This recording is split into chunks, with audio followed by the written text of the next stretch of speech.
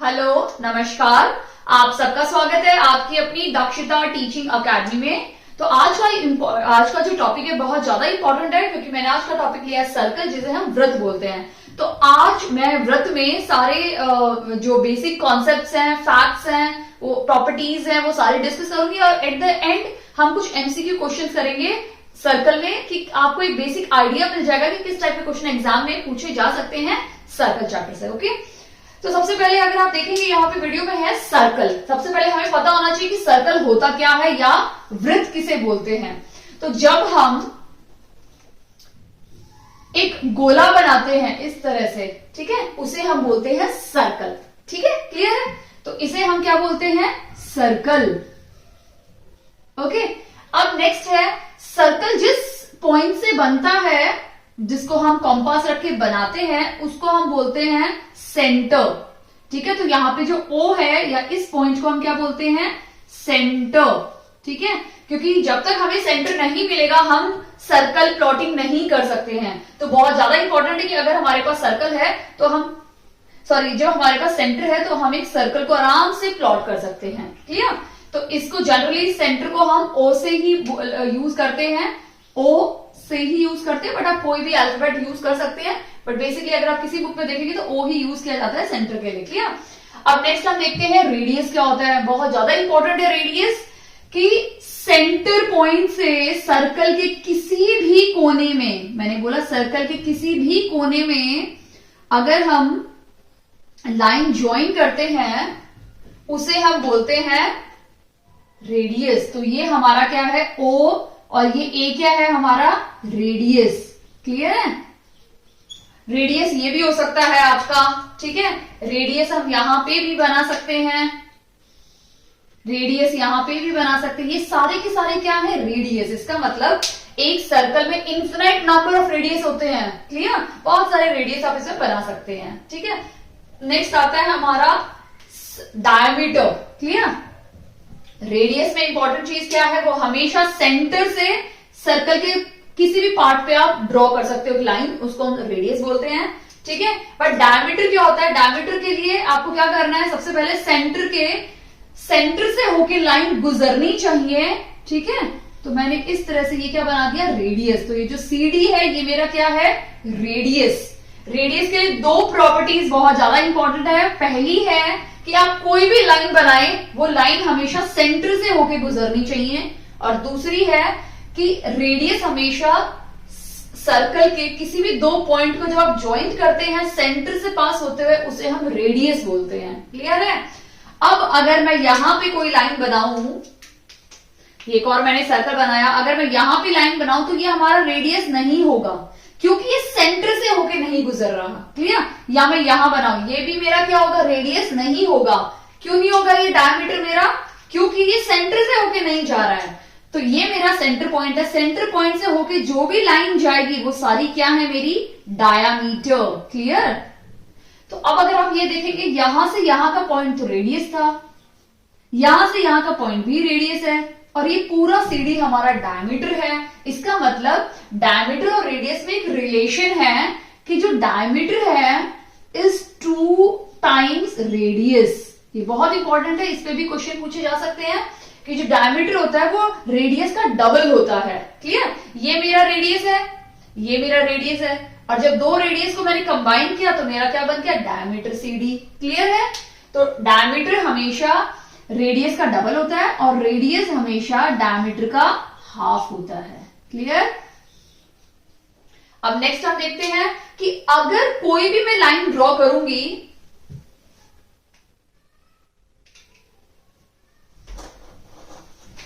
अगर मैं कोई भी लाइन ड्रॉ करूंगी सर्कल पे, बट अगर वो सेंटर से होके ना गुजरे तो उस लाइन को क्या बोलते हैं?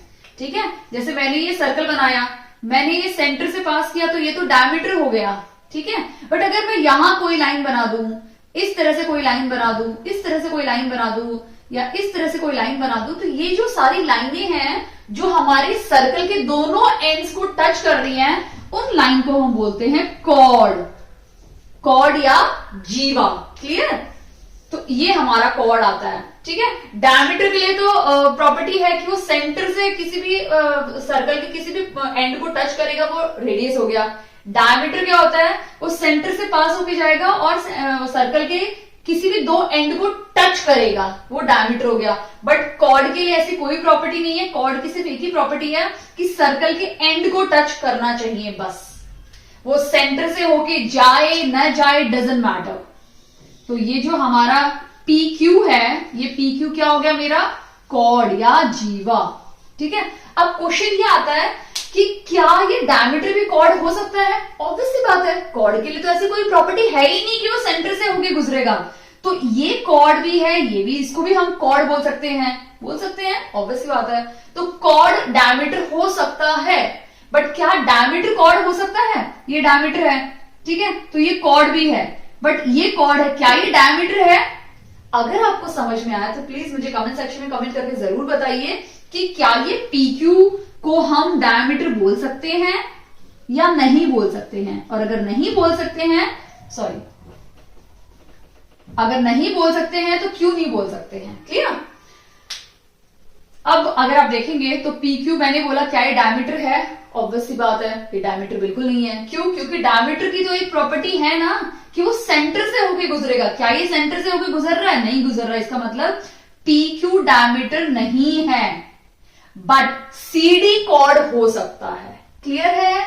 तो कॉर्ड डायमीटर हो सकता है, लेकिन डायमीटर कॉर्ड नहीं हो सकता। क्लियर है?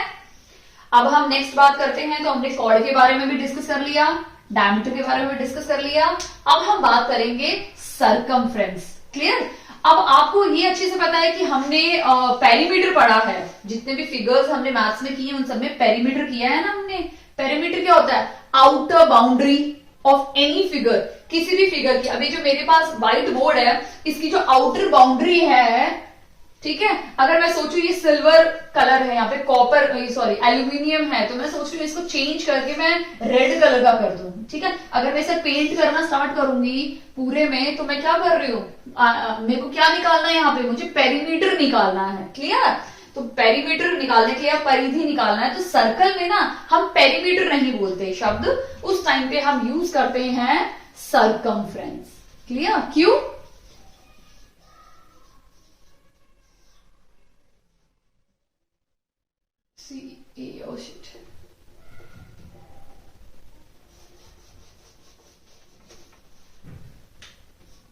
सरकमफ्रेंस। क्लियर? अब ये सरकमफ्रेंस क्यों बोलते हैं? क्योंकि ये सर्कल का आउटर कवरिंग कॉन्फिगरेशन ये बता रहा है। क्लियर? तो इसीलिए बाकी फिगर्स में हम पेरीमीटर यूज करते हैं, बट स्पेसिफिकली हम सर्कल में इसको सरकमफ्रेंस बोलते हैं या परिधि बोलते हैं। अगर इस सर्कल को मुझे यहां टेप लगानी है, कुछ डेकोरेटिव बनाना है, ठीक है, अगर मैं इसके साइड साइड में कोई टेप लगाऊं या कोई डेकोरेटिव टेप लगाऊं या कुछ भी डेकोरेशन का सामान मुझे सब साइड साइड में करना है, उस टाइम पे मैं क्या यूज करूंगी? इस सर्कल का सरकमफ्रेंस निकालूंगी। और सरकमफ्रेंस का फॉर्मूला क्या है? 2πr, जिसमें से आपको ये अच्छे से पता है 2 कांस्टेंट टर्म है, पाई की वैल्यू हमारी है 22/7, या फिर आप ले सकते हो 3.14। ठीक है। और जो r है, यहां r हमारा है रेडियस। अब आपको ये अच्छे से पता है कि सर्कल छोटा भी होता है, उससे बड़ा भी होता है, उससे बड़ा भी होता है, बहुत सारे अलग अलग सर्कल्स होते हैं। ये कैसे बनते हैं? रेडियस की मदद से। अगर मैं रेडियस 2 सेंटीमीटर लूं तो इतना सा बनेगा, मैं रेडियस 3 सेंटीमीटर लूं तो थोड़ा बड़ा बनेगा, मैं रेडियस 10 सेंटीमीटर लूं तो और बड़ा बनेगा। तो ये जो सर्कल छोटे बड़े होते हैं, ये रेडियस पे डिपेंड करते हैं कि कितना बड़ा रेडियस मैं ले रही हूं और किस तरह से मैं इसको प्लॉट कर रही हूं। क्लियर है? तो ये हमारा है फॉर्मूला सरकमफ्रेंस ऑफ सर्कल का। अब हम बात करेंगे जो बहुत ज्यादा इंपॉर्टेंट है, वो है हमारा tangent, arc and secant. Clear? ये 3 चीजों पे हम अभी बात करने वाले हैं। आई होप ये सब बाकी जो मैंने अभी आपके साथ डिस्कस किया, ये सारे कॉन्सेप्ट आपके क्लियर हो गए होंगे। अब हम बात करते हैं टेंजेंट क्या होता है। ठीक है। ये मैंने सर्कल बनाया। क्लियर? अब इस सर्कल में अगर मैं एक लाइन ड्रॉ करूं, ठीक है, जो सर्कल के बिल्कुल गुजरते हुए जाए, ठीक है, एक पॉइंट पे तो सर्कल की ये लाइन टच हुई है ना, ठीक है, उस पॉइंट को, इस लाइन को पहले मैं नाम दे देती हूं, लाइन CD, ठीक है। तो ये जो लाइन है जो एक सर्कल के पास से होके गुजरती है, उस लाइन को हम बोलते हैं टेंजेंट, ठीक है, या हम बोलते हैं इसको स्पर्श रेखा, ठीक है। बहुत इंपॉर्टेंट एक प्रॉपर्टी है। अब ये तो सेंटर हमारा था ही, तो ये सेंटर से मैंने क्या बना दिया, रेडियस बना दिया, ऑब्वियसली बात है रेडियस हो जाएगा ना। तो ये हमेशा इसको क्या करती है, 90 डिग्री बनाती है एंगल, परपेंडिकुलर बाइसेक्टर है। एंड ये जो पॉइंट जो उस पर टच कर रहा है उस सर्कल को, उसको पॉइंट बोलते हैं, पॉइंट ऑफ कॉन्टैक्ट, क्योंकि उस पॉइंट पे कांटेक्ट हो रहा है ना उस सर्कल के साथ, तो पॉइंट ऑफ कांटेक्ट। क्लियर है। एंड ये जो रेडियस है और ये टेंजेंट है, ये हमेशा क्या होते हैं, परपेंडिकुलर, ये 90 डिग्री एंगल फॉर्म करते हैं। क्लियर है ये चीजें, क्योंकि ये सारी चीजें हमें कब यूज होगी, जब हम प्रॉब्लम्स को सॉल्व करेंगे मैथ्स में। क्लियर है ये। अब हम बात करते हैं टेंजेंट जैसा एक और बनता है सीकेंट। क्लियर, हम सीकेंट के बारे में बात करेंगे। अब तो मैंने क्या किया, एक बाहर की तरफ लाइन बनाई जो सर्कल को एक पॉइंट पे टच कर रही है, बट अब मैं एक लाइन बना रही हूं अंदर की तरफ जो सर्कल को दो पार्ट्स पे, दो पॉइंट पे टच कर रही है। ठीक है, ये पॉइंट ए हो गया, ये पॉइंट बी पे टच कर रही है, तो इस लाइन को हम बोलते हैं सीकेंट। क्लियर है। तो सीकेंट कौन सी लाइन होती है, जो सर्कल के हम अंदर से बनाते हैं और सर्कल को इंटरसेक्ट करती है 2 पॉइंट्स पे। देखो 2 पॉइंट पे सर्कल को इंटरसेक्ट कर रही है, उस लाइन को हम बोलते हैं सीकेंट।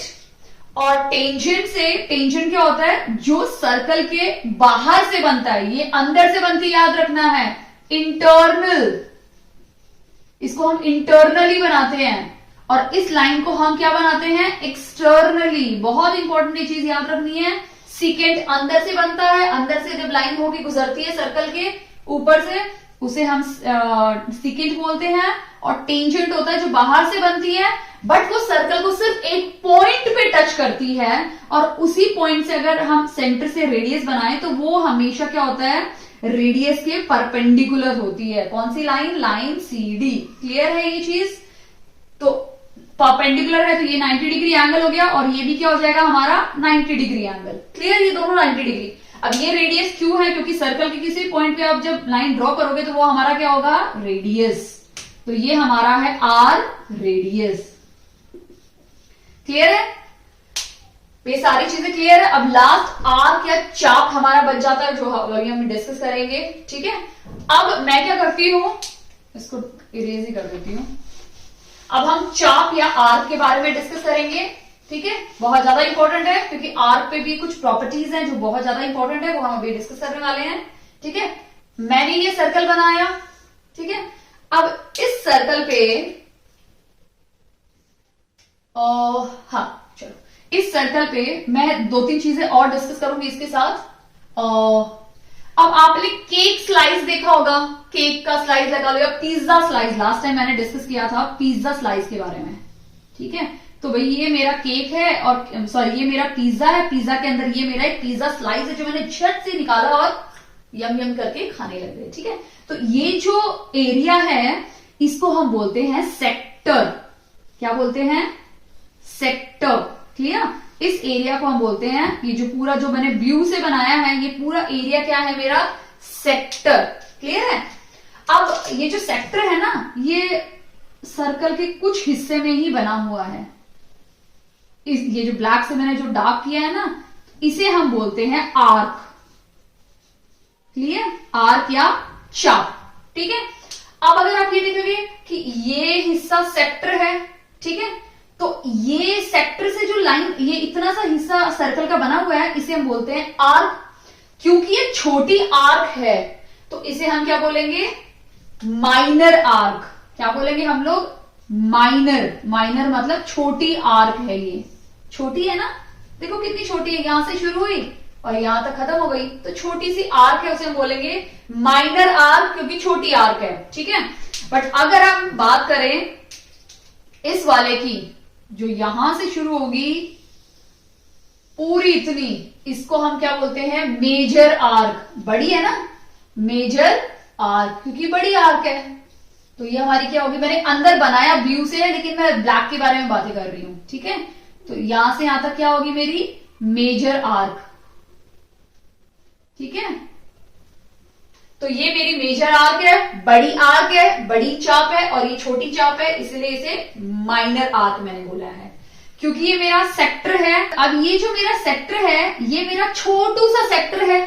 मैंने एक ही पीस लिया, पिज्जा का छोटा सा सेक्टर है, तो इसे हम बोल सकते हैं माइनर सेक्टर। क्या बोलेंगे हम लोग, छोटा सा सेक्टर है तो माइनर सेक्टर। और ये जो बाकी जो मैं अभी ब्लैक से रेड से बनाऊंगी, ये पूरा हिस्सा ये बड़ा है ना, बच गया जो पिज्जा का, वो मेरा हो जाएगा मेजर सेक्टर, बड़ा सेक्टर, मेजर सेक्टर। क्लियर है ये सारी चीजें। सबसे पहले मैंने आपको समझाया था आर्क क्या होती है। तो आर्क यहां से लेके यहां पे जो मैंने बनाया है, जिसके थ्रू हम एक कोई भी फिगर बना रहे हैं सर्कल के अंदर, तो इसको हम आर्क बोलेंगे, क्योंकि छोटी आर्क है इसलिए माइनर आर्क। ये यहां से यहां तक बड़ी आर्क है तो उसे हम मेजर आर्क बोलेंगे, ठीक है। फिर मैंने आपको सेक्टर बताया कि पिज्जा का एक स्लाइस है, वो हमारा क्या होता है, सेक्टर होता है। तो ये जो ये वाला हिस्सा है ये मेरा क्या है, सेक्टर है। तो क्योंकि छोटा है इसलिए माइनर सेक्टर। अब ये जो रेड वाला हिस्सा है बड़ा है, तो इसलिए मेजर सेक्टर। क्लियर है। सेक्टर और आर्क अगर आपका क्लियर है तो हम नेक्स्ट बात करते हैं, सेगमेंट के बारे में बात करते हैं अभी, ठीक है। अब हम बात करते हैं सेगमेंट के बारे में। तो ये मेरा सर्कल है। अगर सर्कल को मैं कॉर्ड बना दूं सर्कल के ऊपर, ठीक है, मैंने एक सर्कल बनाया, सेंटर O है, और मैंने एक AB कॉर्ड बना दिया, ठीक है। तो कॉर्ड से उसमें क्या था, रेडियस से बन रहा था। अगर आपको ध्यान हो, सेक्टर ये सेंटर O था, मैंने एक रेडियस बनाया, एक दूसरा रेडियस बना दिया, तो रेडियस से मेरा क्या बना, सेक्टर बना। क्लियर। बट सेगमेंट किससे बनेगा, ये हिस्सा मेरा सेगमेंट है। ये सेगमेंट किससे बन रहा है, कॉर्ड से बन रहा है। जब मैंने सर्कल के ऊपर एक कॉर्ड बनाया AB, तो ये जो छोटा वाला हिस्सा है ये मेरा क्या होगी, क्योंकि ये सेगमेंट है तो छोटा है, तो क्या हो जाएगा, माइनर सेगमेंट। छोटा सेगमेंट है ये, क्या है ये, माइनर सेगमेंट, क्योंकि ये छोटा सा हिस्सा सेगमेंट का है, ठीक है। अब मैं जो रेड से बना रही हूं, ये पूरा हिस्सा ये बड़ा हिस्सा है, तो इसे हम बोलेंगे मेजर सेगमेंट, ठीक है। क्या बोलेंगे इसे, मेजर सेगमेंट। अगर आप देखेंगे ध्यान से इन दोनों को, तो ये क्या है, माइनर सेगमेंट इतना सा हिस्सा है, और मेजर ये पूरा है। यहां पे क्या था, ये माइनर सेक्टर था, और ये जो पूरा था ये क्या था, मेजर सेक्टर। आर्क के बारे में बात की फिर से, यहाँ पे AB आर्क क्या है, चाप क्या है, माइनर, और ये वाली AB जो है ये क्या है, मेजर आर्क है। तो जब भी आप आर्क को लिखेंगे तो बहुत इंपॉर्टेंट आपको मेंशन करना है, AB आर्क का ये सिंबल है, ठीक है। तो माइनर होगा, मेजर होगा, वो आपको आगे मेंशन करना पड़ेगा, क्योंकि AB है। अब यहाँ हम डबल डबल तो लिख नहीं सकते, तो आपको मेंशन करना पड़ेगा कि वो मेजर आर्क के बारे में आप लिख रहे हो, मेजर आर्क AB, या फिर माइनर आर्क AB। ये बहुत ज्यादा इंपॉर्टेंट है। क्लियर है। तो हमने सेक्टर डिस्कस किया, सेगमेंट हो गया, आर्क हो गया, ठीक है। अब नेक्स्ट हम बात करते हैं फॉर्मूलेज। बहुत ज्यादा इंपॉर्टेंट है फॉर्मूलेज। सर्कल के चैप्टर में फॉर्मूले 2 ही हैं जो आपको लर्न करने, बाकी सब प्रॉपर्टीज हैं जो आपको अपने दिमाग में रखनी है, ठीक है। तो मैंने अभी आपसे फॉर्मूले डिस्कस करते हैं। एरिया ऑफ सर्कल का क्या फॉर्मूला है, तो वो है πr²। r हमारा क्या है, रेडियस, ठीक है। और सेकंड फॉर्मूला है सरकमफ्रेंस, जो हमारा क्या है, पेरीमीटर है।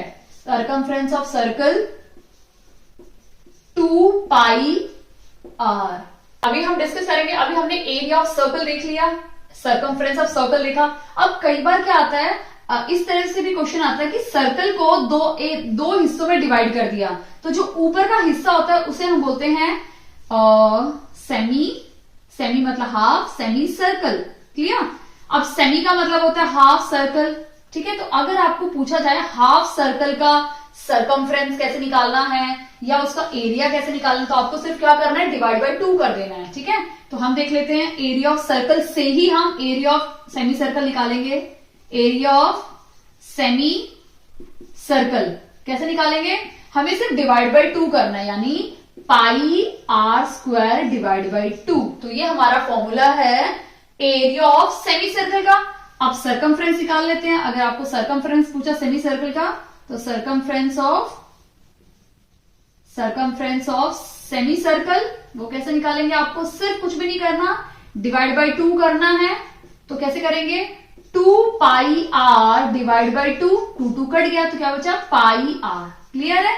तो इस तरह से आप सेमी सर्कल मतलब आधे सर्कल को सिर्फ आपको पूरे सर्कल के फॉर्मूले में डिवाइड बाई 2 करना है, तो आपको क्या मिल जाएगा?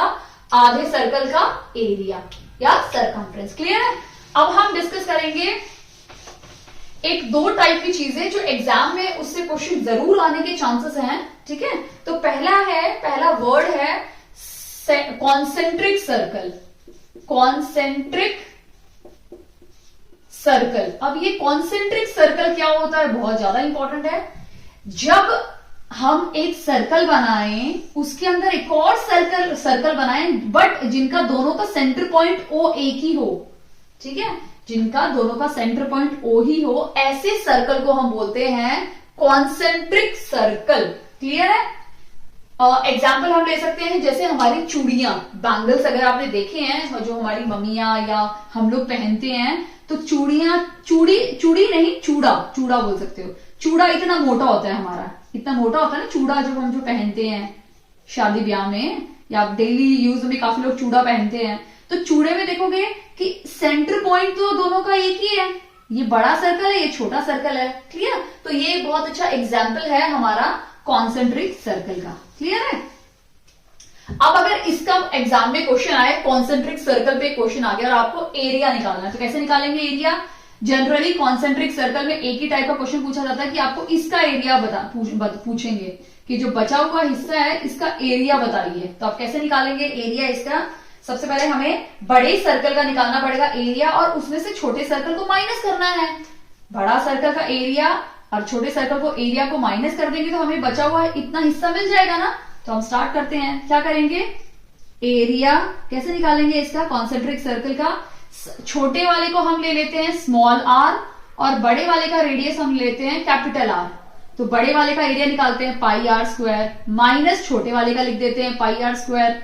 आप ऐसे भी रख सकते हो, नहीं तो पाई को कॉमन ले लो, r square minus are square. तो ये हमारा फॉर्मूला मिल गया एरिया ऑफ कॉन्सेंट्रिक सर्कल। ठीक है? तो जब भी एग्जाम में, क्योंकि ऑब्वियस सी बात है सर्कल में सेलेक्टेड प्रॉपर्टीज है, पढ़ के चलेंगे तो डेफिनेटली आप क्वेश्चन अटेम्प्ट कर सकते हो। एंड ये कुछ टॉपिक्स हैं, साइक्लिक कोऑर्डिनेटर है, कॉन्सेंट्रिक है, ये सब पढ़ लिया ना तो डेफिनेटली आप सर्कल के क्वेश्चन को जरूर और बहुत अच्छे से अटेम्प्ट कर सकते हो। क्लियर? तो ये हमारा कॉन्सेंट्रिक सर्कल का फंडा है। क्लियर है? अब हम नेक्स्ट देखते हैं साइक्लिक कोऑर्डिनेटर। वो भी बहुत ज्यादा इंपॉर्टेंट है, उस पर भी क्वेश्चन काफी बार आपसे पूछे जा सकते हैं। Cyclic coordinator. अब आप बोलेंगे कि साइक्लिक कोऑर्डिनेटर क्या है? कुछ भी नहीं है, एक सर्कल बनाना है, सर्कल के अंदर एक कोऑर्डिनेटर आपको बनाना है। कोऑर्डिनेटर क्या होता है? अभी कोऑर्डिनेटर वो फिगर होता है जिसके 4 साइड होते हैं। अब मैंने यहां मेंशन नहीं किया स्क्वायर है, रेक्टेंगल है, रोम्बस है, ट्रेपेजियम है। ठीक है? कुछ भी मेंशन नहीं किया। तो कोऑर्डिनेटर मतलब जिसके 4 साइड हों। ठीक है? इनको मैं नाम दे देती हूं ABCD। क्लियर है? तो ये मेरा क्या है? Cyclic coordinator. इसमें प्रॉपर्टी बहुत इंपॉर्टेंट ये है कि जब तक ये आपके जो चारों वर्टेक्स हैं ये अगर सर्कल को टच नहीं होंगे तो आपको साइक्लिक कोऑर्डिनेटर नहीं माना जाएगा। तो यहां पे देखो सारे के सारे पॉइंट सर्कल को टच हो रहे हैं, तो ये हमारा क्या है? साइक्लिक कोऑर्डिनेटर है। क्लियर है? अगर मैं ये फिगर बनाऊं ABCD, तो क्या ये साइक्लिक कोऑर्डिनेटर है? तो इसके लिए आंसर क्या होगा? बिग नो, नहीं है। क्यों नहीं है? क्योंकि इसका जो ये C पॉइंट है जो यहां था वो सर्कल को टच नहीं हो रहा, इसलिए ये हमारा साइक्लिक कोऑर्डिनेटर नहीं है। ये है क्योंकि इसके सारे के सारे वर्टेक्स सर्कल को टच हो रहे हैं। और इसका जो सम होता है ना, इन सब एंगल्स का जो सम होता है ना ABCD का, वो होता है 360 डिग्री। क्लियर है? ये आपको प्रॉपर्टी याद रखनी है। बाद में मैं कुछ और इसकी और प्रॉपर्टीज बताऊंगी जो आपको यूज होंगी जब आप प्रॉब्लम सॉल्व करोगे। क्लियर है? अब हम नेक्स्ट डिस्कस करते हैं कुछ और फॉर्मूले जो आपको याद करने ही है इस चैप्टर के लिए, जो एग्जाम में पूछे जा सकते हैं। कुछ इंपॉर्टेंट फॉर्मूले डिस्कस करेंगे जो बहुत ज्यादा इंपॉर्टेंट है, एग्जाम में पूछे जा सकते हैं, आपको पता होना चाहिए। तो मैंने यहाँ पे एक सर्कल बनाया है, ठीक है। अब सबसे पहले पूछा है कि लेंथ ऑफ माइनर आर्क, तो मैं सबसे पहले क्या करती हूँ, एक सेंटर O बना लिया, मैंने ये सेक्टर बना लिया, ठीक है। अब ये जो आर्क है ना, इस आर्क के बारे में हम डिस्कस कर रहे हैं, ए बी आर्क। जो छोटी ए बी आर्क अगर एग्जाम में पूछी गई आपसे, तो आपको इसका फॉर्मूला पता होना चाहिए, बहुत ज्यादा इंपॉर्टेंट है। तो लेंथ ऑफ माइनर आर्क यानी ये जो छोटी ए बी आर्क है, इसका फॉर्मूला क्या होगा, तो आपको बिल्कुल भी मगअप करने की जरूरत नहीं, मैं आपको बताती हूँ। हम क्या करते हैं, इसको एंगल थीटा ले लेते हैं, ठीक है। तो क्या होगा, थीटा अपॉन टोटल, ठीक है। अगर आपको याद हो तो मैंने आपको यही सेम फॉर्मूला जब हमने पाई चार्ट किया था डाटा हैंडलिंग में, तब मैंने समझाया था, इनटू, ठीक है। अब किससे इनटू करेंगे, क्योंकि ये तो लेंथ हो गई ना, तो ये पूरा क्या है हमारा सरकमफ्रेंस, तो सरकमफ्रेंस ऑफ सर्कल, ठीक है। तो ये ऐसे निकालना है। जब भी अगर आपको ये लेंथ निकालनी हो तो ये थीटा अपॉन 360, क्योंकि टोटल हमें लेना है, इनटू, क्योंकि ये तो सर्कमफ्रेंस के ऊपर लाइन बनी हुई है, तो सर्कमफ्रेंस ऑफ सर्कल। तो ये हमारा फॉर्मूला है लेंथ ऑफ माइनर आर्क यानी छोटी आर्क का। अब बड़ी मेजर आर्क का निकालेंगे तो कैसे निकालेंगे, अब आप देखेंगे तो ये हमारा सर्कल है, इसका मैंने आपको निकाल के फॉर्मूला बता दिया। ये पूरा हमारा सर्कमफ्रेंस है, उसमें से अगर हम इतना माइनस कर देंगे तो हमारा ये बाकी हिस्सा निकल जाएगा ना, तो वही हम अप्लाई करेंगे फॉर्मूला। क्या होगा फॉर्मूला, अगर हमें मेजर का निकालना है, बड़ी वाली का, तो हमें क्या करना पड़ेगा, सर्कमफ्रेंस ऑफ सर्कल में से माइनस करना पड़ेगा। तो सर्कमफ्रेंस ऑफ सर्कल में से हमें माइनस करना है लेंथ ऑफ माइनर आर्क, इतना हिस्सा माइनस करेंगे, पूरे में से इतना हिस्सा माइनस करेंगे तो हमें ये बड़े वाला मिल जाएगा ना। तो लेंथ ऑफ माइनर आर्क की अगर लेंथ माइनस कर देंगे तो हमें मेजर आर्क की मिल जाएगी। समझ में आया, कहीं मगअप करने की जरूरत नहीं, समझ के करेंगे हम लोग। अब है एरिया ऑफ माइनर सेक्टर। अब माइनर सेक्टर हमारा कौन सा है, ये जो मैं रेड से कर रही हूं, ये मेरा क्या है, माइनर सेक्टर है, ठीक है, छोटा वाला सेक्टर है। तो सेक्टर के लिए भी क्या करेंगे हम लोग, फॉर्मूला लिखेंगे। तो क्या हो जाएगा, थीटा अपॉन 360 डिग्री इंटू, अब यहां एरिया है, यहां लेंथ था तो हमने सर्कमफ्रेंस लिया, यहां पे क्या है, एरिया है, तो इंटू क्या हो जाएगा, एरिया ऑफ सर्कल। यहां सर्कमफ्रेंस था क्योंकि यहां पे लेंथ था, तो यहां एरिया है तो ऑब्वियसली अब यहां पे भी एरिया लिखेंगे। तो ये हमारा फॉर्मूला है एरिया ऑफ माइनर सेक्टर का। अब मेजर सेक्टर का एरिया कैसे निकालेंगे, ये पूरे बड़े हिस्से का अंदर का एरिया कैसे निकालेंगे, ठीक है, कैसे निकालेंगे, ये पूरा सर्कल है तो हम एरिया इसका निकालेंगे और उसमें से ये छोटू सा माइनस कर देंगे। जब ये माइनस करेंगे तो हमें बड़े वाले का मिल जाएगा ना, वही फॉर्मूला यूज करेंगे। तो area of circle minus area of minor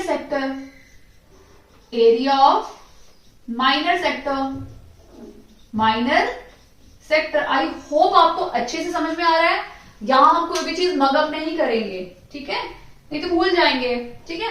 अब नेक्स्ट हम देखते हैं, मैं यहीं पे सेक्टर को सिर्फ हटा के सेगमेंट लिख रही हूं, बाकी कुछ इरेज नहीं कर रही हूं क्योंकि मुझे सेगमेंट का भी फॉर्मूला यहां आपको बताना है, ठीक है। तो एरिया ऑफ माइनर सेगमेंट और एरिया ऑफ मेजर सेगमेंट, तो मैं सिर्फ नीचे का ही इरेज करूंगी, ठीक है, वो भी इरेज नहीं करूंगी, मैं आपको समझाती हूँ, थोड़ा बहुत इरेज करना पड़ेगा मुझे, ठीक है। अब मैं आपको इसका भी एक्सप्लेनेशन देती हूँ। मैंने फिर से एक सर्कल बनाया, ठीक है, ये मेरा क्या है,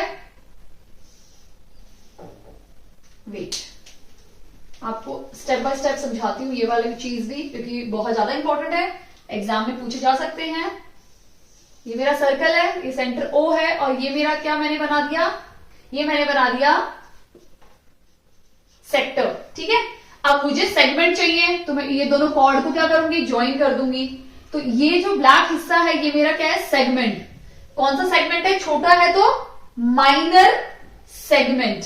इसका एरिया कैसे निकालेंगे, अगर आप देखेंगे तो ये जो पूरा बड़ा है, ये पूरा बड़ा मेरा क्या था, सेक्टर था, उसमें से अगर मैं इस एरिया ऑफ ट्रायंगल को माइनस कर दूं, इस लाल वाले हिस्से को माइनस कर दूं इस बड़े वाले में से, तो मुझे एरिया ऑफ सेगमेंट मिल जाएगा। ठीक है, इस बड़े वाले में से मैं ये इतना हिस्सा माइनस कर दूं तो मुझे ये भी मिल जाएगा ना, छोटा सा हिस्सा, तो वही हम करेंगे। ठीक है, तो मैं इसको फॉर्मूले को इरेज कर देती हूं। तो हम कैसे लिखेंगे formula? Area of minor sector का क्या था? Area of sector. ठीक है, ये पूरा क्या था? मेरा सेक्टर है, तो एरिया ऑफ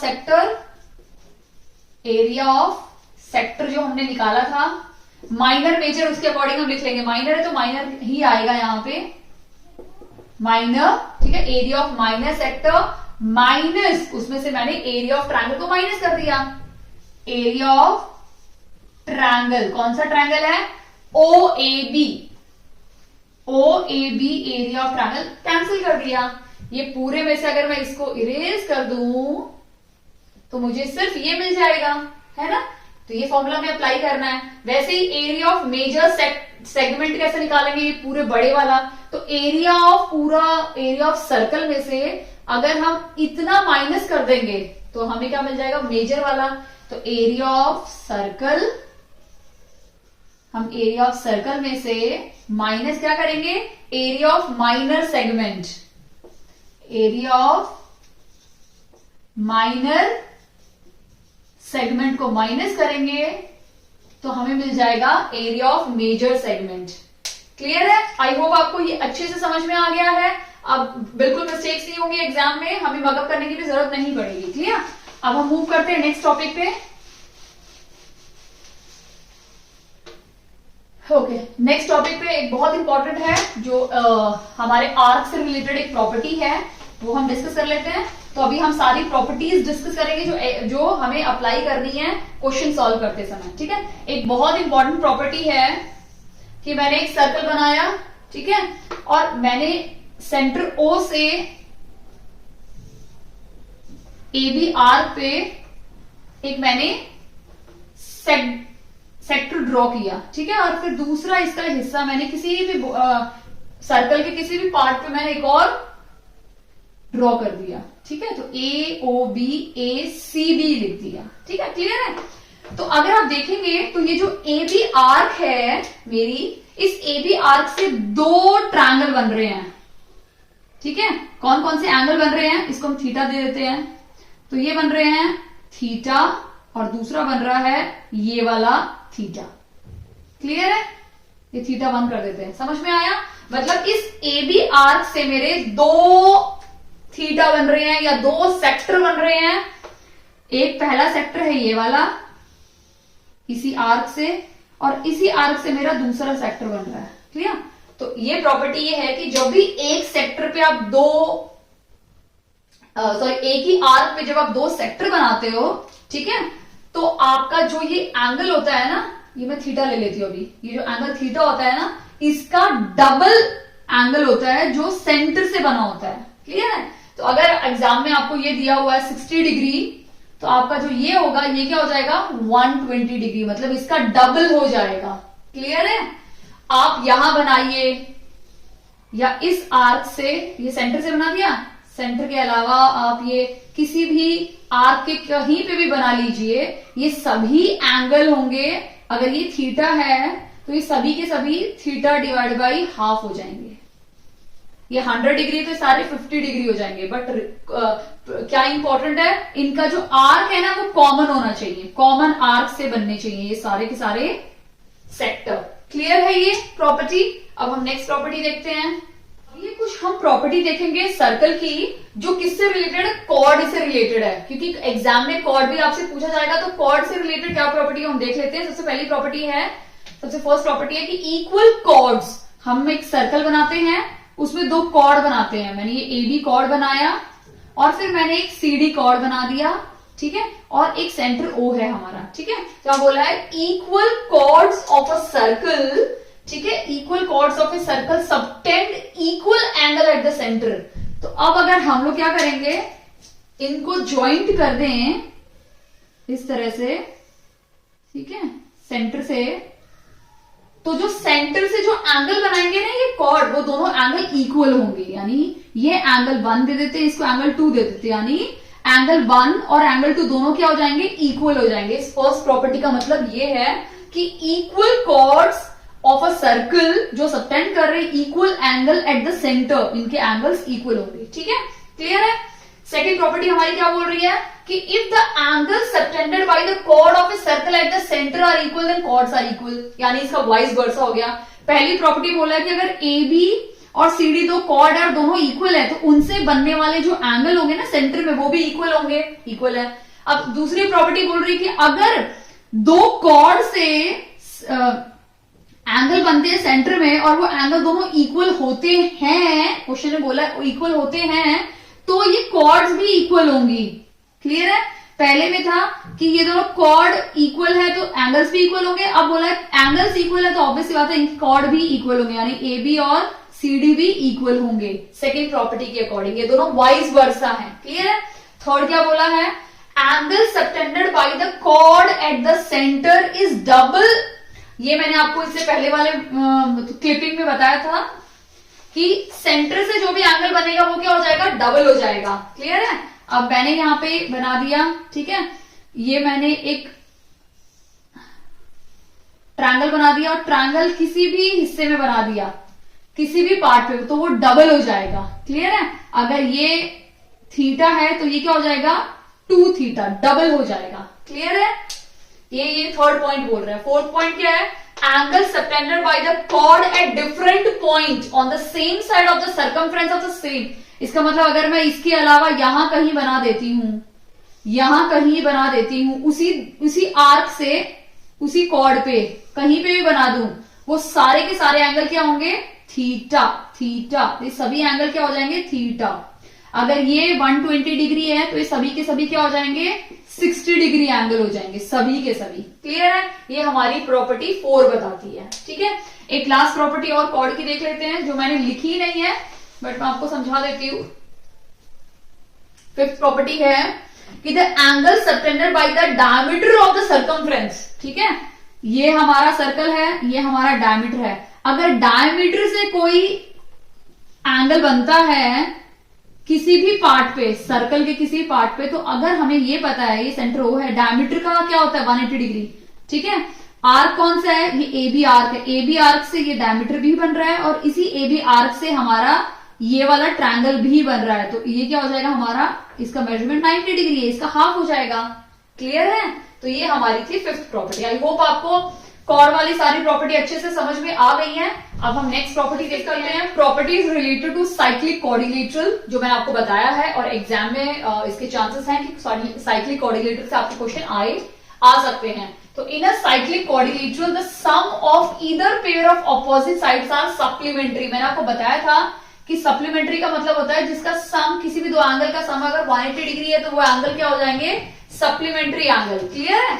तो और इससे पहले मैंने आपको समझाया था कि साइक्लिक क्वाड्रिलेटरल कौन से क्वाड्रिलेटरल होते हैं, जिनका जो सर्कल के अंदर बनेंगे और उनके जो वर्टेक्स है ना वो सर्कल को टच होने चाहिए।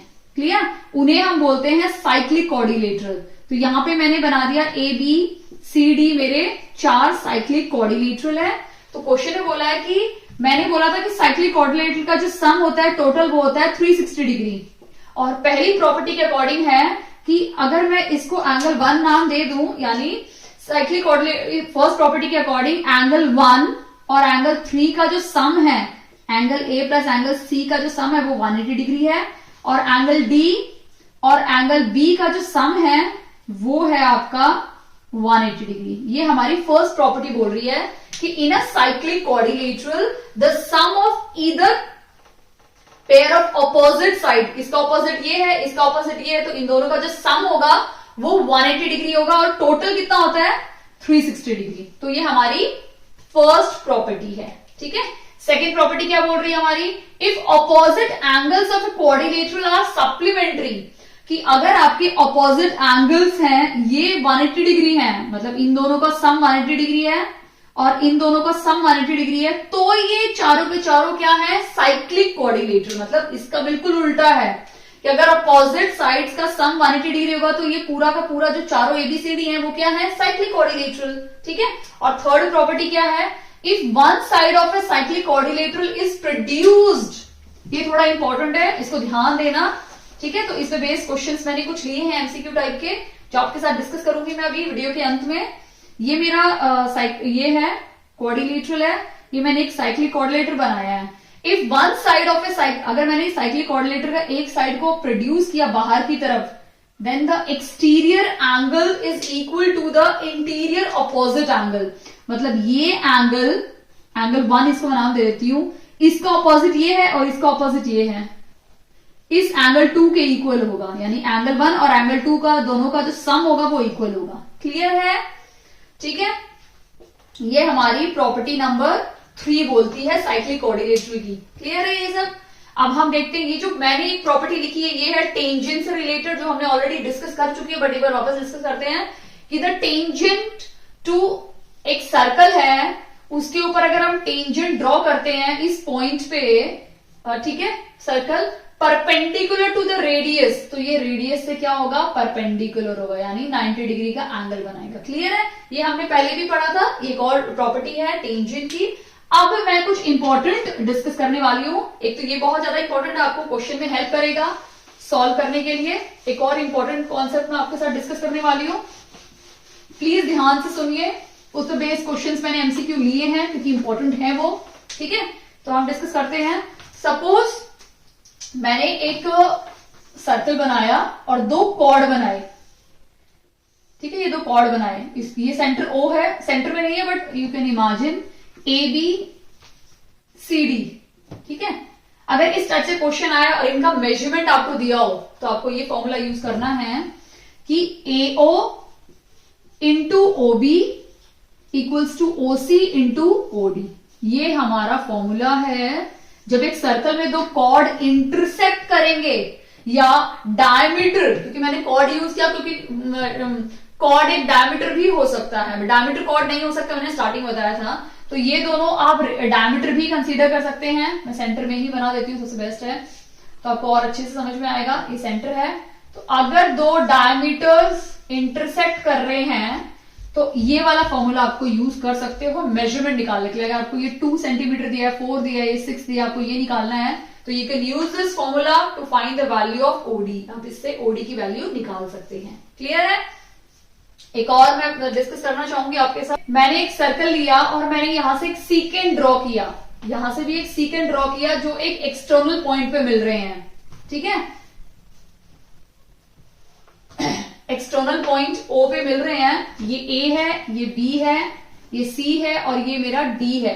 तो जब इस टाइप का आएगा, यहाँ पे ये दोनों कॉर्ड हैं जो एक एक्सटर्नल पॉइंट O पे मिल रहे हैं, उस टाइम पे फॉर्मूला क्या होगा हमारा, AO into OB equals to OC into OD।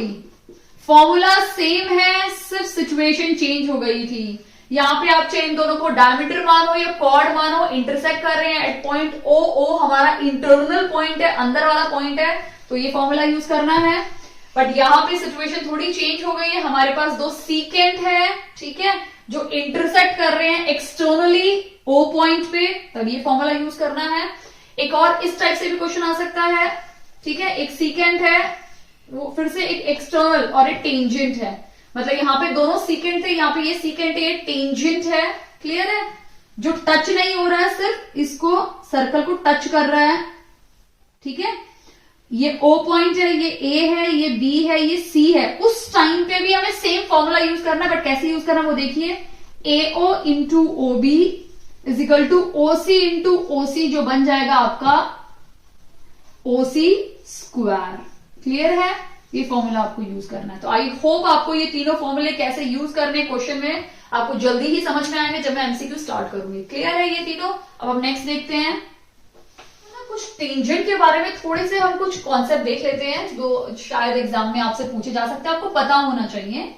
अगर एक सर्कल है और एक टेंजेंट हम ड्रॉ कर रहे हैं और वो दोनों टेंजेंट एक्सटर्नल पॉइंट पे मीट कर रहे हैं, ठीक है, O पॉइंट पे सपोज, तो जो ये जो टेंजेंट की जो लेंथ होती है ना, ये इस पॉइंट पे A पे टच कर रहा है, ये जो B पे टच कर रहा है, तो जो टेंजेंट की जो लेंथ है OA और AB, ये हमेशा क्या होंगी, इक्वल होंगी, ये चीज आपको याद रखना है, दोनों क्या होंगी, इक्वल होंगी, यानी एओ और ओबी दोनों क्या होंगी, इनकी लेंथ इक्वल होंगी। एग्जाम में जब आप क्वेश्चन सॉल्व करोगे उस टाइम पे आपको बहुत ज्यादा यूज होंगी ये सारी प्रॉपर्टीज, आपको यूज करके तभी तो वैल्यूज मिलेंगी ना, तो प्लीज ध्यान से सुनिए, ये फर्स्ट प्रॉपर्टी है।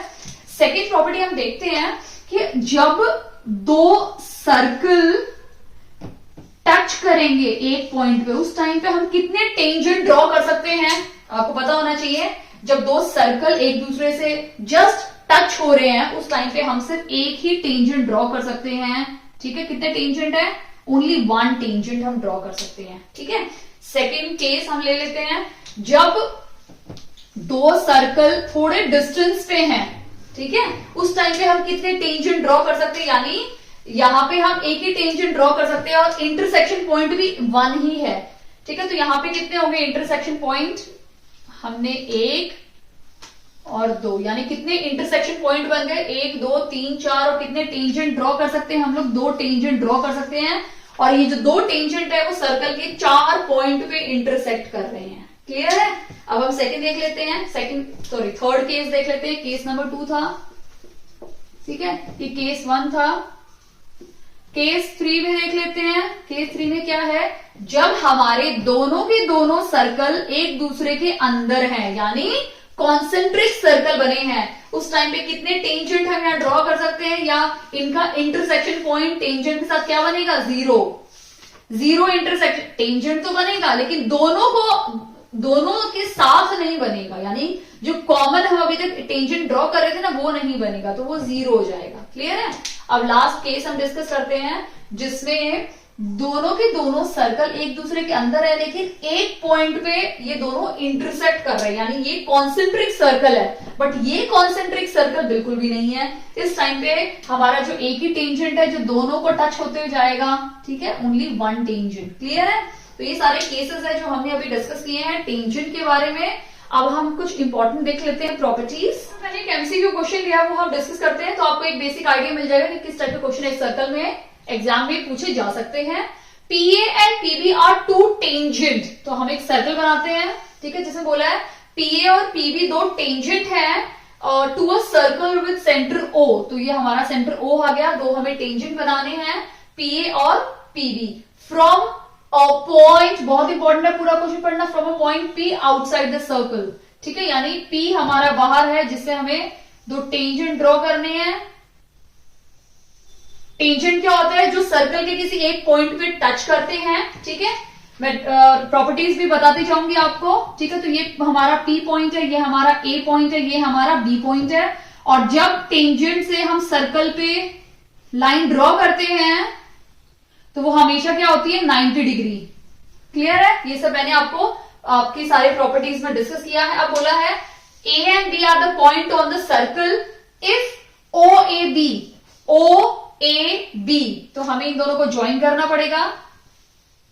अब बोला है कि ओ ए बी एंगल हमें दिया हुआ है 20 डिग्री, ये जो एंगल है ना ब्लू से, ये हमारा 20 डिग्री एंगल है, हमें निकालना है ए पी बी, यानी हमें ये वाला एंगल निकालना है, ठीक है। ये एंगल कैसे निकालेंगे, हमें जितने भी अभी तक प्रॉपर्टी पड़ी है वो सभी यूज करनी है, ठीक है। तो अगर आप देखेंगे तो ये मेरा कुछ सर्कल है, ये ए है, ये बी पॉइंट है, ए और बी, और ये दोनों ज्वाइंट है। तो अगर आपको पता हो तो ये दोनों मेरे क्या है, रेडियस है, ये भी रेडियस है, ये भी रेडियस है, ये भी आर है, ये भी आर है, दोनों इक्वल है। तो अगर आपको याद हो आइसोसेलेस ट्रायंगल में एक प्रॉपर्टी होती है कि जब दो साइड इक्वल होती है तो उनके ऑपोजिट एंगल्स भी इक्वल होते हैं, तो ये भी 20, ये भी 20, तो ये 20 है तो ऑब्वियस सी बात है ये वाला एंगल भी क्या हो जाएगा आपका 20 डिग्री, ठीक है, हो गया। अब ये पूरा 90 डिग्री है, ये पूरा हमारा 90 डिग्री है, ठीक है, जिसमें से इतना पोर्शन हमारा 20 डिग्री है, तो ये कैसे निकालेंगे 90 माइनस 20, तो क्या निकल जाएगा 70 डिग्री, क्लियर है। तो हमारा इस फिगर में ये जो इतना एंगल है ये क्या हो गया 70 डिग्री, सेम वैसे ही ये वाला भी 70 डिग्री हो जाएगा, ठीक है।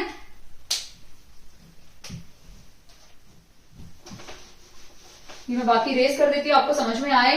तो ये 70 हो गया, ये 70 हो गया, ये x हो गया। एक ट्रायंगल का जो सम होता है वो कितना होता है 180 डिग्री, तो 70 प्लस 70 ये क्या हो गया 140, ठीक है। और हमें सिर्फ एक्स का निकाला है तो एक्स क्या हो जाएगा 180 में से 140 माइनस करेंगे तो हमें क्या आ गया 40 डिग्री। क्लियर है?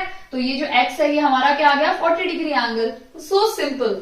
आप ऐसे भी निकाल सकते थे, और अगर आपको याद हो मैंने आपको समझाया था कुछ टाइम पहले एक प्रॉपर्टी जो ट्रायंगल में भी यूज होती है और साइक्लिक में भी यूज कर सकते हो, कि ये जो होता है ना ये इसके ऑपोजिट एंगल यानी इन दोनों के सम के इक्वल होता है एक्सटीरियर एंगल। आप ये प्रॉपर्टी भी साइक्लिक कोऑर्डिनेटर वाली प्रॉपर्टी अगर साइक्लिक होता तो वो भी यूज कर सकते थे। क्लियर है? तो हमारा जो आंसर है वो है ऑप्शन नंबर डी 40 डिग्री। तो इस टाइप के क्वेश्चन आप एक्सपेक्ट कर सकते हो कि आपके सर्कल में आ सकते हैं, बट अगर आपको पता ही ना हो कि सीकेंट क्या है, टेंजेंट क्या है, उनकी प्रॉपर्टीज क्या है, तो आप इस क्वेश्चन को अटेम्प्ट नहीं कर पाओगे। तो बहुत इंपॉर्टेंट है कि आपको सारी प्रॉपर्टी पता होना चाहिए, तभी आप क्वेश्चन को आराम से अटेम्प्ट कर पाओगे। क्लियर? क्वेश्चन नंबर 2 हम देखते हैं। ठीक है, अ cord of a larger among the two concentric circles. तो यहाँ पे कॉन्सेंट्रिक सर्कल की बात हुई है, तो मैंने इससे पहले वीडियो में आपको समझाया हुआ है कि कॉन्सेंट्रिक सर्कल्स क्या होते हैं। एक सर्कल के अंदर एक और सर्कल जिनका सेंटर कॉमन है। क्लियर? ऑफ लेंथ 10 सेंटीमीटर, क्या बोला है, अ cord of a larger among the two concentric circle is length of 10 centimetre. Clear? जो बड़े वाले सर्कल की जो कॉर्ड है, क्लियर, वो क्या है 10 सेंटीमीटर है। तो मैं यहां पे कॉर्ड बना देती हूं, कहीं भी बना सकते हैं ना कॉर्ड, तो मैंने यहां बना दी कॉर्ड जिसको मैंने ए बी नाम दे दिया, जो 10 सेंटीमीटर की है। क्लियर? बड़े वाले सर्कल की कॉर्ड है। ठीक है, जो छोटे वाले सर्कल का टेंजेंट बोला है। क्लियर? यानी बड़े वाले सर्कल का ये कॉर्ड है और छोटे वाले सर्कल का ये टेंजेंट है। Clear? What is the area of annular portion between the two circles? ठीक है, हमें ये वाला पोर्शन निकालना है, जो रेड में बना रही हूं ना, ये एनुलर पोर्शन निकालना है कॉन्सेंट्रिक सर्कल का। क्लियर? तो अगर आपको याद हो तो मैंने एरिया बताया था कि इस एनुलर के लिए हमें कौन सा एरिया यूज करना है। एरिया का फॉर्मूला क्या था, pi capital R square minus small R square. यही फॉर्मूला मैंने आपको बताया था ना, तो यही फॉर्मूला हम यूज करेंगे। ठीक है, तो अब हम क्या करेंगे, ये छोटू सर्कल है तो इसको हम स्मॉल आर ले लेते हैं, बड़े सर्कल को हम कैपिटल आर ले लेते हैं। ठीक है, यही फॉर्मूला हम यहां अप्लाई करेंगे। ठीक है, बट अगर आप ध्यान से देखेंगे तो ये हमारी एक राइट एंगल ट्रायंगल बन जा रहा है। क्लियर? अगर आप ध्यान से देखेंगे यहां से यहां, इसको मैं ऐसे बना देती हूं बड़े वाले को, ये कैपिटल आर मैंने यहां बना दिया। ठीक है, और ये स्मॉल आर मैंने यहां बना दिया, क्योंकि मेरे पास ऑप्शन था कि मैं इसको कुछ ना कुछ मुझे वैल्यूज निकालनी है। ठीक है, तो मैंने ये स्मॉल आर ले लिया, ये कैपिटल आर ले लिया, और यहां से यहां तक की जो लेंथ है वो मेरी क्या है 5 सेंटीमीटर। पूरी बड़ी 10 है तो यहां से यहां तक 5, यहां से यहां तक 5 है। ठीक है, तो हम यहाँ पे इस इतने पोर्शन में राइट एंगल ट्रायंगल लगाएंगे। ये राइट एंगल ट्रायंगल बन गया। ये 90 डिग्री बताया था ना कि ये अगर एक सर्कल है उसका टेंजेंट बन रहा है तो वो रेडियस से परपेंडिकुलर होगा, 90 डिग्री एंगल बनाएगा। तो एक पाइथागोरस थ्योरम अप्लाई करेंगे। ठीक है, जिसमें से आर स्क्वायर मेरा हाइपोटेन्यूज है, R square plus 10 square. Clear? ये हमें मिल गया। अब हम यही वैल्यू यहां सब्स्टिट्यूट करेंगे फॉर्मूले में। ठीक है, तो पाई यहीं पे रहने देते हैं। ठीक है, R square minus are square, अगर आप देखोगे तो आर स्क्वायर ये छोटे वाला अगर मैं इस साइड लेके आऊं तो ये आर स्क्वायर हो जाएगा इजिकल टू 10 स्क्वायर बन गया। तो ये R square minus capital R square minus small R square की वैल्यू क्या है 10 स्क्वायर। तो मैं यहाँ पे 10 स्क्वायर लिख देती हूँ। 10 स्क्वायर क्या होता है 100 पाई। तो मेरा एरिया क्या निकल गया 100 पाई, यानी 100 पाई। यहाँ पे वैल्यू भी नहीं है। ओके, यहां मैंने मिस्टेक की, ये मुझे 5 लेना था, मैंने यहाँ पे 10 लेके रखा है। सो सॉरी, मुझे यहाँ पे 5 स्क्वायर करना था, यहाँ पे भी 5 स्क्वायर आ जाता। ठीक है, तो ये आ जाता 5 स्क्वायर। तो ये हमारा क्या हो जाएगा 5 5 से 25 पाई।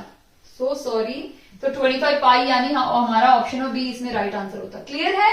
तो इस टाइप से आपको क्वेश्चन अटेम्प्ट करने हैं। तो ये भी मैंने आपको पहले पढ़ाया था, कॉन्सेंट्रिक बताया था, सीकेंट क्या होता है, टेंजेंट क्या होता है, तभी आप इनको सॉल्व कर पाओगे। क्लियर? नेक्स्ट क्वेश्चन देखते हैं। नंबर 3 हम देखते हैं। क्वेश्चन नंबर 3 क्या है, chord A B of a circle is produce to point P. मैंने एक सर्कल बना दिया। ठीक है, तो बोला है कॉर्ड ए बी, तो मैंने एक कॉर्ड बना दिया ए बी।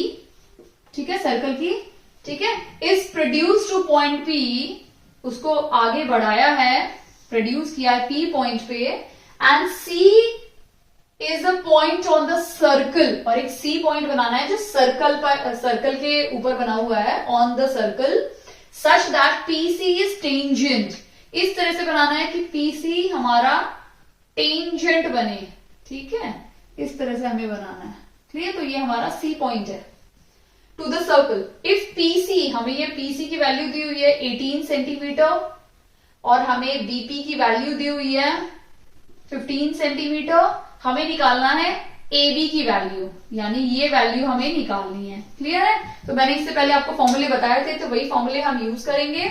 उस फॉर्मूले के अकॉर्डिंग क्या था, AP into BP equals to CP square, ये फॉर्मूला था ना, तो ये फॉर्मूला हम यूज करेंगे। अब AP क्या है 15 प्लस एक्स, तो 15 प्लस एक्स AP हो गया।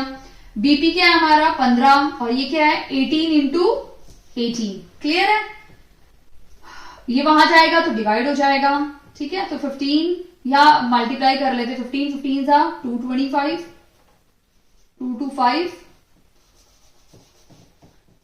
225 plus 15x is equal to 18 into 18 ही रहने देते हैं, ठीक है। अब 15x वहां जाके क्या हो जाएगा 18 हो जाएगा 324, और ये वहां जाके माइनस हो जाएगा 225, क्लियर है। तो यहां पे मैं 15x लिख देती हूँ, तो हमारा x क्या हो जाएगा, इन दोनों में तो क्या आएगा, इसमें से इसको माइनस किया 9 कैरी हो जाएगा, तो 99, ठीक है। और इसको फिर 15 से हम डिवाइड कर देंगे, तो 15 को डिवाइड करेंगे हम 99 से, तो 15 6 90 डॉट 9 आ गया, फिर से 90, 15 6 90, क्लियर। तो x की वैल्यू क्या है हमारी 6.6 सेंटीमीटर, यानी हमारा ऑप्शन नंबर सी इसमें राइट आंसर है, क्लियर है। और अगर ये एक्सटेंड होता, कोई भी वैल्यू यहाँ पे डी होती, तो DC upon C D, AB upon BP, इस तरह से हमें लेना पड़ता अगर वो एक्सटेंडेड वैल्यू होती, क्लियर। अब हम नेक्स्ट क्वेश्चन देखते हैं, और हम देखते हैं 2 सर्कल्स ऑफ रेडियस, यहां 2 सर्कल है जिनका रेडियस दिया हुआ है 15 सेंटीमीटर और 37 centimetre, intersect each other, sorry, एक दूसरे को इंटरसेक्ट कर रहे हैं 2 पॉइंट पे, ठीक है। कौन कौन से 2 पॉइंट है, पॉइंट ए और पॉइंट बी पे इंटरसेक्ट कर रहे हैं, ठीक है। तो हम बना देते हैं 2 सर्कल, एक पहला सर्कल है, थोड़ा बड़ा बना देते हूं तो अच्छी समझ में आएगा, ठीक है। एक ये सर्कल है और एक ये सर्कल है, जो 2 इंटरसेक्टिंग पॉइंट है ए और बी, ठीक है। तो यहां पे अगर इंटरसेक्ट कर रहा है तो ये ए पॉइंट है, यहां किया तो ये बी पॉइंट है, क्लियर। ये इसका सेंटर है, ये इसका सेंटर है, ये ओ ले लेती हूं, ये ओ डैश ले लेती हूं, ठीक है। If the length of common chord, अगर इनके जो कॉमन कॉर्ड बनेंगे उसकी लेंथ अगर 24 सेंटीमीटर है, 24 centimetre, what is the distance between the centre of circle, क्योंकि मैंने ऑलमोस्ट सेम मेजरमेंट का बना दिया, बट यहाँ पे डिफरेंस होना था 15 और 37 का, तो मुझे ये छोटा लग रहा है, तो मैं इसको 15 ले लेती हूँ, इसको 37 ले लेती हूँ। तो अगर रेडियस बोला है तो यहां से ज्वाइन करूंगी, तो ये क्या हो गया 37 सेंटीमीटर, ठीक है। ये यहां से ज्वाइन करूंगी तो ये कितना हो गया 15 सेंटीमीटर, क्लियर। इन दोनों को भी मैंने ज्वाइन कर दिया, ठीक है। अगर आप देखेंगे तो ये जो कॉर्ड थी हमारी कितनी थी 24 सेंटीमीटर, तो ये ऊपर का 12, ये इतना 12 होगा, और नीचे का 12 में डिवाइड कर लिया, ठीक है, 12 सेंटीमीटर। हमें निकालना है डिस्टेंस बिटवीन, ये ओ और ओ डैश का डिस्टेंस निकालना है हमें, यानी यहां से यहां तक का बीच का डिस्टेंस हमें निकालना है।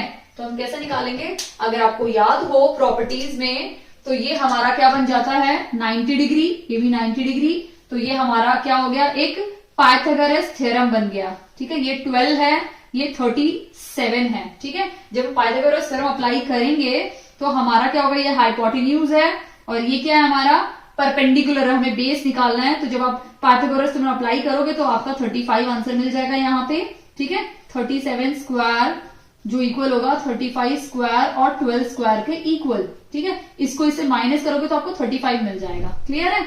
तो ये हमारा हो गया 35 सेंटीमीटर। आप सॉल्व करेंगे तो आपको वैल्यू मिल जाएगी। और इस दूसरे वाले को देखोगे तो वो इस तरह से है, जिसमें ये 12 है, ठीक है, ये हमारा 15 है, और जब इसको सॉल्व करोगे तो आपको मिल जाएगा 9, क्योंकि 15 15 225 होता है, और 144 को जब आप माइनस करेंगे तो ये आ गया 1। क्लियर, 5 में से 1 गया, ठीक है, 14 6 7 8 81, और 81 का होता है हमारा 9। क्लियर, तो ये 9 मिल गया हमें। तो ये वाला डिस्टेंस हमारा क्या है, 9। तो टोटल कितना हो जाएगा, जब हम 35 और 9 को ऐड कर देंगे तो हमें क्या मिल जाएगा टोटल। तो जब हम इन दोनों को ऐड करेंगे तो हमें आंसर मिलेगा 35 प्लस ये हो जाएगा 44, 35 प्लस 9 हो जाएगा हमारा 44 सेंटीमीटर। क्लियर है, तो ये दोनों डिस्टेंस मिल गया। रूट में भी वैल्यू आ सकती है, अगर ऐसी कोई डिजिट होती है जिससे हमें नहीं मिलता तो रूट की वैल्यू आएगी, तो रूट को भी आप ऐड या सब्ट्रैक्ट कर सकते हो, वो मैंने आपको इससे पहले वाली काफी वीडियो में समझाया हुआ है। क्लियर, तो इसका जो राइट आंसर है वो है हमारा ऑप्शन नंबर डी। क्लियर है, अगर आपको कोई भी डाउट होता है प्लीज मुझे कमेंट सेक्शन में कमेंट करके जरूर बताइए, मैं ट्राई करूंगी आपके सॉल्व करने के डाउट्स को। ओके, अब नेक्स्ट क्वेश्चन देखते हैं। 5 स्टार्ट करते हैं। ABCD is a cyclic quadrilateral. तो ABCD एक क्या है, साइक्लिक क्वाड्रिलेटरल है। तो मैं एक साइक्लिक क्वाड्रिलेटरल ड्रॉ कर देती हूँ। साइक्लिक क्वाड्रिलेटरल वो क्वाड्रिलेटरल होते हैं जिनके सारे साइड सर्कल को टच करते हैं, ठीक है।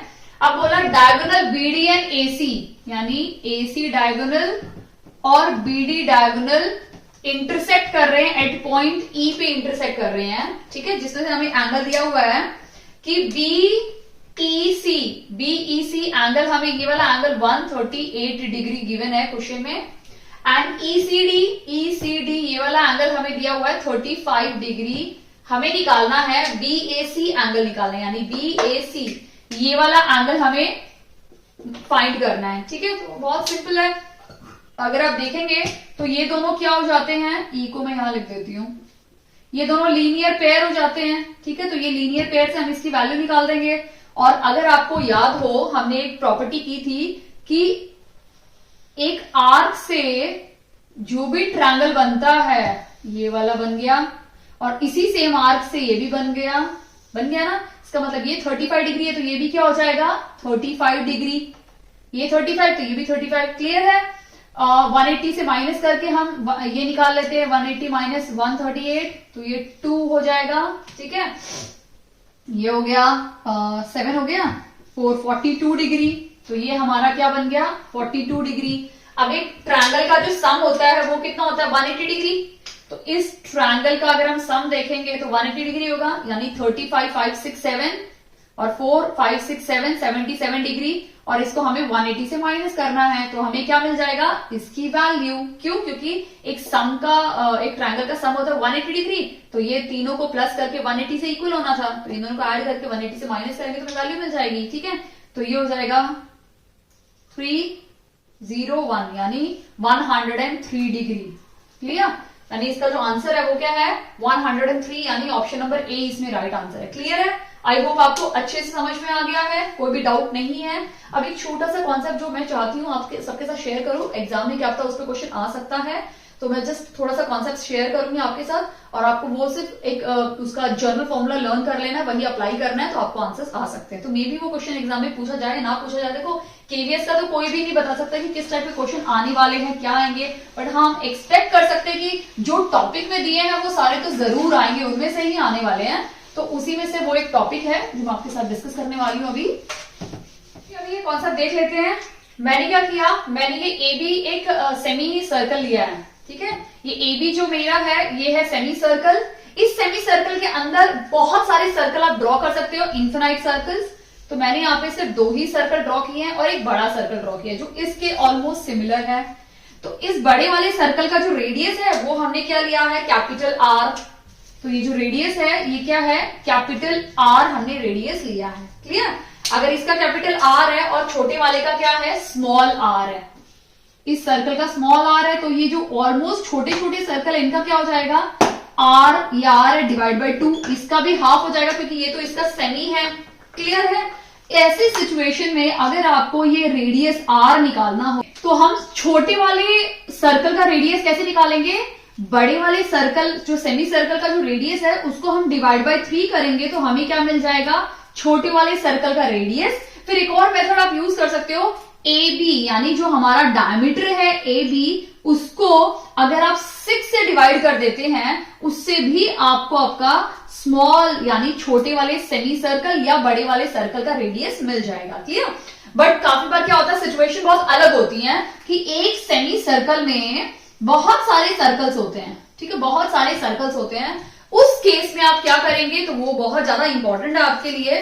उस केस में आपको क्या करना है आर एन आर और 2n+1 वाला फॉर्मूला आपको यूज करना है। क्लियर? यहां पे जो n है आपका वो बहुत ज्यादा इंपॉर्टेंट है। यहां पे n है आपका number of semi circles. Clear? तो n क्या है? नंबर ऑफ सेमी सर्कल्स कि एक छोटे से सेमी सर्कल में कितने और छोटे छोटे सेमी सर्कल्स हैं वो करने हैं। अगर सपोज मैं लेती हूं यहां पे सेमी सर्कल 1 2 3 4 5 है, यानी 5 सेमी सर्कल, यानी n मेरा 5 है, तो r की वैल्यू क्या हो जाएगी 5 कैपिटल R, 5 2 10+1 11, यानी ये वाला फॉर्मूला मुझे अप्लाई करना है। इसके लिए मुझे कैपिटल R का रेडियस तो ऑब्वियसली बात है पता होगा, तो मैं छोटे छोटे ये जो है ना हमारे छोटे छोटे, इनका रेडियस निकाल सकती हूँ। रेडियस मिल गया तो मैं इनसे एरिया भी निकाल सकती हूँ, इनसे मैं सरकमफ्रेंस भी निकाल सकती हूँ इन सब का, क्योंकि एरिया का फॉर्मूला क्या है पाई आर स्क्वायर, यहाँ पे भी मुझे रेडियस चाहिए, और सरकमफ्रेंस का फॉर्मूला क्या है 2 पाई आर, यहाँ पे भी मुझे रेडियस चाहिए। क्लियर? आई होप आपको अच्छे समझ में आ गया। एग्जाम में इसमें आ सकता है आपको इस तरह से डायग्राम बना के पूछ ले कि स्मॉल आर की वैल्यू और कैपिटल आर के बीच में क्या रिलेशन है। ठीक है, तो ये दे देंगे, और भी बाकी ऑप्शंस आपको एग्जाम में दिए जा सकते हैं। क्लियर? किसी भी टाइप के क्वेश्चन आपसे पूछे जा सकते हैं, तो आपको रेडी रहना है। अगर आप इसके बारे में अवेयर नहीं होते तो आप शायद उस क्वेश्चन को अटेम्प्ट नहीं कर पाओगे। क्लियर? बहुत ज्यादा इंपॉर्टेंट है। तो इस टाइप की चीजें जो मैंने डिस्कस की है वीडियो में, आप जरूर देखिए एक बार, आपको जरूर समझ में आएगा। अगर कोई भी डाउट है तो प्लीज मुझे कमेंट सेक्शन में कमेंट करके जरूर बताइए। वैसे तो टीजीटी का बहुत सारा सिलेबस है, बट मैंने कुछ सिलेबस अपने वीडियो में कवर करा के रखा है, जैसे कोऑर्डिनेट ज्योमेट्री भी मैंने कवर करा के रखी है, और ये ट्रेपेजियम ये प्रोबेबिलिटी भी मैंने करा के रखी हुई है। तो उन दोनों का डिस्क्रिप्शन में लिंक में शेयर कर दूंगी, आप जरूर देखना। और अगर आपको वीडियो अच्छी लगी तो प्लीज वीडियो को लाइक कीजिए। चैनल पे नए हैं तो प्लीज चैनल को सब्सक्राइब कीजिए, दक्षता टीचिंग अकेडमी। और अगर आप चाहते हैं तो जल्दी से मेरे 900 सब्सक्राइबर आप कर सकते हैं। अगर आप सब्सक्राइब करेंगे चैनल, अगर आपको लगता है यूजफुल, आपको हेल्प करेगा तो जरूर कीजिए, बट अगर नहीं लगता कोई प्रॉब्लम नहीं है। It's your wish, your choice, आपकी चॉइस है। आप करना चाहें तो कर सकते हैं, नहीं करना चाहें तो कोई फोर्स या पाबंदी नहीं है आपके ऊपर। Okay, thank you so much. अगर वीडियो अच्छी लगी हो और आपके अगर फ्रेंड्स प्रिपरेशन कर रहे हैं केवीएस की, उनके साथ जरूर शेयर कीजिए। Thank you so much.